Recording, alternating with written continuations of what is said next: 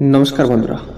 দেব এবং মীরা নামে একটি বিনয়ী দম্পতি বৃন্দাবনের শান্তিপূর্ণ শহরে বাস করত, যেখানে একটি বাঁশির শব্দ বাতাসে ভরে উঠত এবং ফুলের গন্ধ বাতাসের সাথে ভেসে উঠত। জীবনের সমস্ত বাধা সত্ত্বেও তাদের ভালোবাসা একটি পবিত্র শিকার মতো খাঁটি এবং আড়ুট ছিল। দেব একদিন সন্ধ্যায় কাজ থেকে বাড়ি ফিরে মীরাকে জানলার পাশে বসে থাকতে দেখে।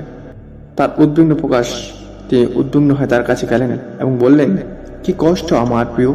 একটু থামার পর মীরা বলল, তার গলার আওয়াজ খুবই কমে শোনা যাচ্ছে। দেব, আমি সুখী হতে পারছি না।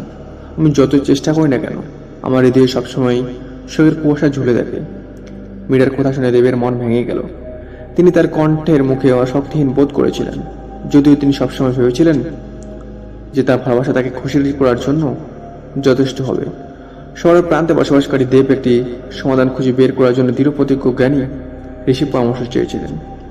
ঋষি মানুষের হৃদয়ের গভীর উপলব্ধির জন্য বিখ্যাত। উষ্ণভাবে হেসে দেবকে অভিবাদন জানালেন। জ্ঞানী লোকটি বিনয়ের সাথে বললেন, বলো আমার ছেলে, তোমার কি কষ্ট। জ্ঞানী লোকটি কথা বলার আগে মনোযোগ সহকারে শুনেছিলেন তার অন্তর্দৃষ্টি পূর্ণ কণ্ঠস্বর সবসময় দূরদের সাথে কেটে যাচ্ছে বলে মনে হয়েছিল। দেব, সুখ এমন এক কিছু নয় বা নিজের বাইরে পাওয়া যায়। এটি এমন একটি অবস্থা যা ভেতর থেকে উদ্ভূত হয় তাদের ভালোবাসা এবং আশীর্বাদ।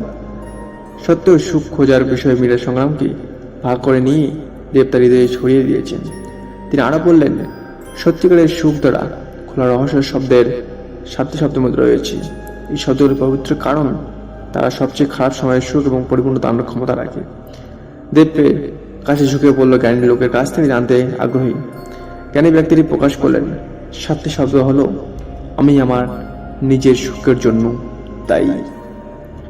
দেব এই মন্তব্যগুলো অনেকে চিন্তা ভাবনা করে দেখেছিলেন যে সেগুলো কতটা গভীরভাবে সত্য। জ্ঞানী ব্যক্তিকে ধন্যবাদ জানিয়ে মীরাকে নতুন উপলব্ধির কথা জানাতে সে বাড়ি ফিরে গেল। দেব এবং মীরা সেই দিন নিজেকে প্রতিশ্রুতি দিয়েছিল যে সাতটি শব্দ গোপন রাখবে এবং সুখের প্রতি তাদের উৎসর্গের অবিচ্ছিন্ন অনুসরণ হিসেবে একে অপরের সাথে একচেটিয়াভাবে শেয়ার করবে। তাদের হৃদয়ে একটি গভীর পরিবর্তন ঘটেছিল, কারণ তারা এই সর্বোচ্চটি গ্রহণ করেছিল যে তারা তাদের নিজেদের সুখের জন্য দায়ী। তাদের খুশি করার জন্য তারা আর অন্য লোকেদের বা বাইরের ঘটনার উপর নির্ভরশীল ছিল না, বরং তারা তাদের ভাগ্য ভাগ করা সাধারণ মুহূর্তগুলিকে আনন্দ আবিষ্কার করেছিল। প্রাকৃতিক বিশ্বের আকর্ষণ এবং ভালোবাসা যা দেবের একত্রিত করেছিল। তাদের ঘর তৃপ্তি এবং হাসির আশ্রয়স্থলে রূপান্তরিত হয়েছিল। হাসি এবং হাসি বাতাসে ভরেছিল। যদিও জীবনে প্রতিবন্ধকতার সৃষ্টি করে, দেব এবং মীরা তাদের সাহসিকতা এবং দৃঢ়তার সাথে কাটিয়ে উঠেছিল, কারণ তারা বুঝতে পেরেছিল যে তাদের সুখের রহস্য তাদের মধ্যে রয়েছে। সুতরাং আমার প্রিয় বন্ধু, আপনি যখনই নিজেকে সুখের জন্য নিজের বাইরে খুঁজছেন, দেব এবং মীরার গল্প মনে রাখবেন। এই সাতটি শব্দ আপনার সংস্থার গভীরে লুকিয়ে থাকা উচিত এবং তারা আপনাকে একটি সুখী পরিপূর্ণ অস্তিত্বের দিকে নিয়ে যাবে এবং একটি বাতিঘর হিসেবে পরিবেশন করবে। সো বন্ধুরা, এই যে কৃষ্ণ বিরোধী সাবস্ক্রাইব করবেন। জয় হিন্দ, বড় জয় জয়।